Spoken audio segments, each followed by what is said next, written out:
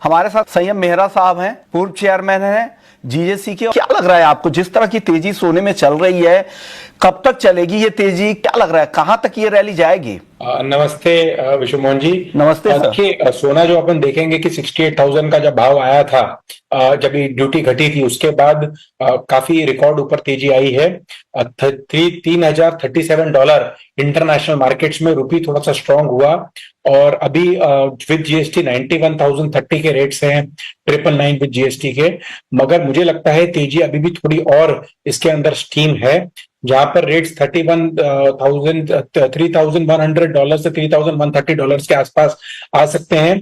जिस तरीके से ट्रंप ने अपनी टैरिफ्स की वॉर की है, या तो फिर यमन के ऊपर अटैक किया है, इजराइल गाजा की थोड़ी सी बहुत अनबन चल रही है, यूक्रेन और रशिया के ऊपर थोड़ी सी चीजें चल रही है, चाइना भी बाइंग कर रहा है, इंटरनेशनल बैंक्स बाइंग कर रहे हैं, चाइना टर्की बाइंग कर रहा है, तो काफी बैंक्स भी अच्छी बाइंग कर रहे हैं। तो मुझे लगता है कि डिमांड पॉइंट से कम है, लेकिन hedge funds, bank, international tensions, de dollarization, सब चीजों को अगर समझा जाए तो गोल्ड अभी आने वाले टाइम के अंदर अभी भी इसके अंदर मई एंड या जून तक की तेजी है, जो 31,3130 कॉमेक्स से लेके 3,200 कॉमेक्स तक दिखा सकती है।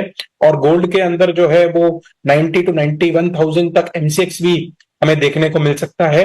जो डिमांड है वो अभी फिर भी थोड़ी सी सब्सिडाइज्ड है, मार्केट में अभी इतनी कोई ऐसी डिमांड नहीं है, लेकिन हमारी अपेक्षा है कि अप्रैल फर्स्ट वीक से डिमांड थोड़ी सी निकलेगी सेक्टर के अंदर, जो अक्षय तृतीया के आसपास तक रहेगी। क्या लग रहा है, सोने में 1 लाख रुपए भी दिख सकता है क्या 2025 में? देखिए, मुझे लगता है कि सोना 94-95 के आसपास ये साल दिख सकता है। 1 लाख को मुझे लगता है 2026 के अंदर देखने को मिलेगा। अभी भी कोई डिप्स, थोड़ी भी डिप्स हो, उस पर बाय करने जैसा है गोल्ड। इसके अंदर 2850 जो है वो अभी आने वाले टाइम के अंदर जो कॉमेक्स के अंदर लोएस्ट रेट देखने को मिलेगा, और 85-86 के आसपास जो है हाजिर में विद जीएसटी, या 84 के अंदर विद M6 के अंदर भाव देखने को मिल सकता है लोएस्ट में। हाई के अंदर में मुझे लग रहा है फिर से कि 94-95 के ऊपर नहीं ये साल जाएगा। इसके अंदर जो तेजी थी वो है एक बारी मई जून के अंदर $200 के अंदर जो हाईएस्ट उस टाइम पे भाव रहेगा, उसके अंदर थोड़ा सा मंदा आएगा, और फिर दिवाली के आसपास भी 93 या 94 के आसपास के रेट्स देखने को मिलेंगे। 1 लाख का भाव जो है वो मुझे लग रहा है अगले साल तक 1 लाख का भाव हमको देखने को मिलेगा। मेरा एक सवाल आपसे होगा कि ज्वेलरी मार्केट को लेकर, क्योंकि ज्वेलरी मार्केट में अचानक जो तेजी आई है, पिछली बार भी इस तरह की तेजी आई थी तो ग्राहकी कम हो गई थी, इस बार भी इस तरह की चीजें हैं या अभी खरीदारी जारी है? देखिए विश्वमोहन जी, ऐसा है कि अभी भी मार्केट के अंदर मार्केट पिकअप नहीं हुई है। मार्च के अंदर वैसे भी इंडिया के अंदर ईयर एंडिंग के हिसाब से सब अपनी बुक्स क्लोज करते हैं, तो बाइंग वैसे भी कम रहती है। लेकिन इस वजह से भाव बढ़ने से फरवरी से लेके मार्च दोनों महीने के अंदर भी ग्राहकी इतनी अच्छी नहीं रही, 50% डाउन रही। और अभी जो मार्च एंडिंग है उसके अंदर 60% डाउन है रहेगी, मुझे लगता है 15 मार्च से लेके 30 मार्च के बीच में। लोगों की बाइंग और रेट एक्सेप्टेबिलिटी के अंदर भी नीजर रिएक्शन से जो भाव बढ़ा है, उस वजह से वापस मुझे लगता है 1-2 अप्रैल के आसपास लोगों का माइंडसेट रहेगा बाइंग करने का। जीजेसी ने भी जीजेएस करके जो एक फेस्टिवल है जिसके अंदर 750 स्टॉल है, उसके अंदर हमारा 22-25 टन का बिक्री होती है। उस हिसाब से, उसी की प्लानिंग के हिसाब से हमने प्लान किया है अप्रैल के अंदर, ताकि रेट अगर बढ़ भी जाएगा तो भी रिटेलर्स माल खरीदते हैं और कस्टमर उसको एक्सेप्ट करते हुए अपना कैश वैल्यू जो है 2 लाख, 4 लाख, 5 लाख उसकी बाइंग करेंगे। टनेज के अंदर थोड़ा सा घटेगा, लेकिन जो रुपी वैल्यू के अंदर लास्ट ईयर से 10% का इजाफा होगा अप्रैल के अंदर सेल्स के अंदर। गोल्ड में करेक्शन का भी इतिहास है, आपको कितना करेक्शन यहां से दिखता है संयम मेहरा जी? देखिए, मैंने जैसे कहा था कि गोल्ड के अंदर मुझे तो 3-4% के नीचे करेक्शन नहीं दिख रहा है। और जैसे कि हमने मेहुल भाई ने बताया कि बैंक ऑफ इंग्लैंड के अंदर भी जब भी गोल्ड है जो टैरिफ्स के वजह से यूएस के अंदर शिफ्ट हुआ, और उसके अंदर भी वॉल्ट्स के अंदर गोल्ड जब भी देखा उन्होंने तो उतनी तादाद में नहीं था, तो उस वजह से भी गोल्ड के रेट्स थोड़े थोड़े बढ़े। और कभी भी आप देखेंगे, पहले भी जब भी 30,000 का रेट था, आज से 8 साल पहले जब 26,000 का रेट आया, तो मार्केट के अंदर बाइंग फ्रेंजी हो गई थी। और उसी तरीके से जब जून के अंदर इंडिया के अंदर ड्यूटी 9% घटी थी, तभी भी 68,000 70,000 के अंदर जब रेट्स थे, तभी फिर से बाइंग फ्रेंजी हुई थी एंड कस्टमर के पॉइंट ऑफ व्यू से। अभी भी अगर गोल्ड जैसे 91,000 है, 86,000 विद जीएसटी आता है, तो वापस जो लोग एट द फेंस बैठे हुए हैं उनकी भी बाइंग फ्रेंजी होगी। तो लोगों ने जो बाइंग करने के लिए वेट कर रहे हैं वो भी अंदर वापस आएंगे। तो मुझे नहीं लगता कि रेट्स जो है वो 4 to 5% से ज्यादा नीचे जाएंगे, और जो भी थोड़े से भी डिप्स होंगे उसके अंदर बाइंग की प्रोबेबिलिटी बढ़ेगी। साल के एंड दो फेड के रेट कट्स भी सितंबर के बाद या जून के बाद एक्सपेक्टेड है, जिसके वजह से भी गोल्ड के रेट धीरे धीरे बढ़ते जाएंगे। और भी उसके बाद एक खबर यह है कि ज्वेलरी एक्सपोर्ट अब डायरेक्ट टू कंज्यूमर से अगर एक्सपोर्ट करने का तरीका अगर ढूंढा जाए, जो $200 तक D2C पार्सल है वो बिना किसी ड्यूटी के ग्लोबल मार्केट में इसकी एंट्री संभव है। तो सैम मेहरा जी, आप जीजेसी को यहाँ पे रिप्रेजेंट कर रहे हैं, काफी बड़े ज्वेलरी एसोसिएशन भी आपसे जुड़े हुए हैं, क्या लग रहा है ये बड़ा मौका है? क्या इसको लेकर अवेयरनेस फैलाने की जरूरत है ताकि उस ड्यूटी जो रेसिप्रोकल टैरिफ की बातचीत चल रही है अब उस तरह की टैरिफ से भी बचा जा सकेगा और आपको बड़ा एक एक्सेस भी मिलेगा?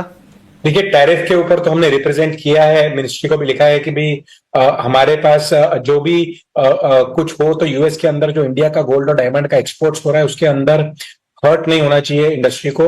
$200 का भी बहुत अच्छा है, लेकिन ये डायमंड्स के लिए, सिल्वर के लिए ज्यादा बेटर है। $200 की जो एक्सपोर्ट्स है, गोल्ड के अंदर जो मार्जिनल प्रोडक्ट है और जिस तरीके से गोल्ड रेट्स बढ़े हैं उसके अंदर 22 कैरेट का जो प्रोडक्ट है 5 ग्राम 7 ग्राम्स वो एक्सपोर्ट हो सकता है रिटेल साइड से।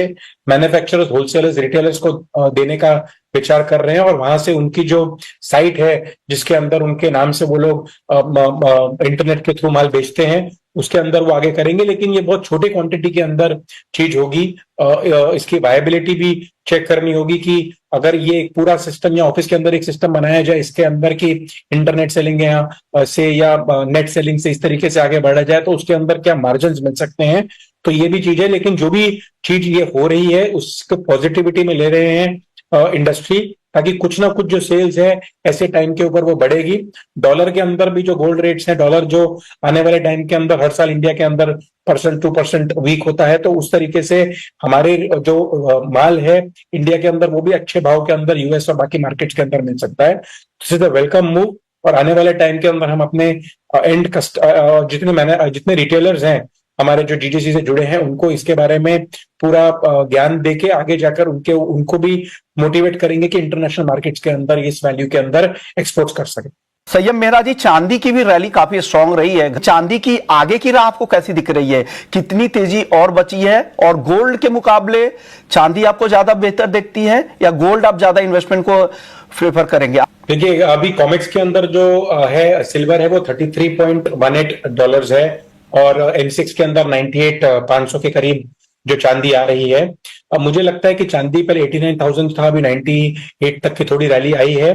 चांदी थोड़ी ज्यादा सप्रेस्ड है, जिस स्पीड से गोल्ड बढ़ा है उस स्पीड से चांदी नहीं बढ़ी है। मुझे लग रहा है कि चांदी, जिसका मेरा पहला टारगेट था 1,10,000 1,15,000, वो मुझे लग रहा है 1,35,000 से 1,40,000 तक भी इस साल के एंड में देखने को चांदी मिल सकती है। चांदी की जो बर्तन हो गए, चांदी की ज्वेलरी हो गई, काफी ट्रेंड में, इंडस्ट्रियल यूज के अंदर चांदी अच्छी तरह से यूटिलाइज हो रही है। तो मुझे लगा आने वाले टाइम के अंदर चांदी 25 to 30% के मिनिमम रिटर्न्स ये साल दे सकती है।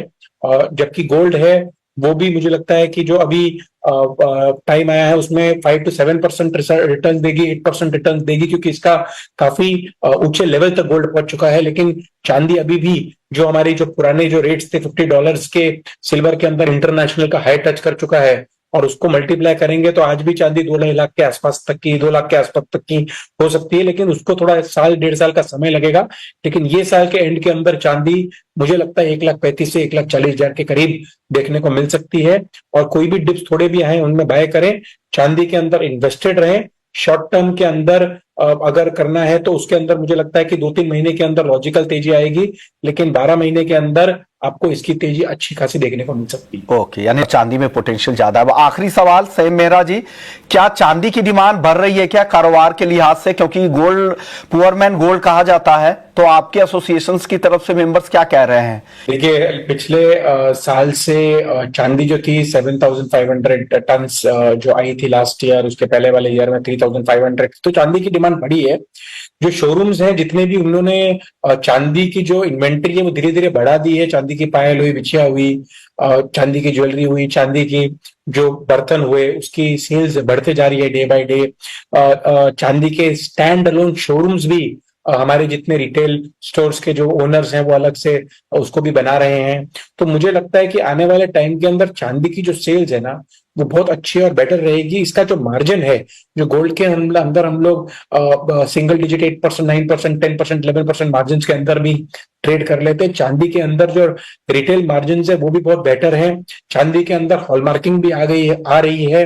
काफी सारे हॉलमार्किंग जो सेंटर्स है वो भी चांदी को अभी हॉलमार्क कर रहे हैं, जिससे कंज्यूमर कॉन्फिडेंस भी चांदी के अंदर बढ़ रहा है। तो आने वाले टाइम के अंदर चांदी की डिमांड बहुत ही अच्छी रहेगी एंड कंज्यूमर बेस से। चांदी की जो पूरा जो सेट आता है, जो डिनर सेट्स आते हैं, वो भी काफी उसकी अच्छी सेल्स है। तो मुझे लगता है कि और जीजेसी ने ये जो ट्रेंड देखते हुए जो हमारा 4 to 7 अप्रैल का जो शो आ रहा है, उसके अंदर 110 स्टॉल्स का एक चांदी का पवेलियन ही रखा है, जहां पर रिटेल के एंड जो रिटेलर्स आ रहे हैं वो आके वहां पर चांदी की बाइंग अच्छी तरह मैन्युफैक्चरर से कर सके। तो ओवरऑल चांदी का ट्रेंड और चांदी की सेल्स है वो बढ़ते ही जा रही है। शुक्रिया, लोगों ने वक्त निकाला। चलिए इस खास पेशकश को यही समेटते हैं अब। नमस्कार।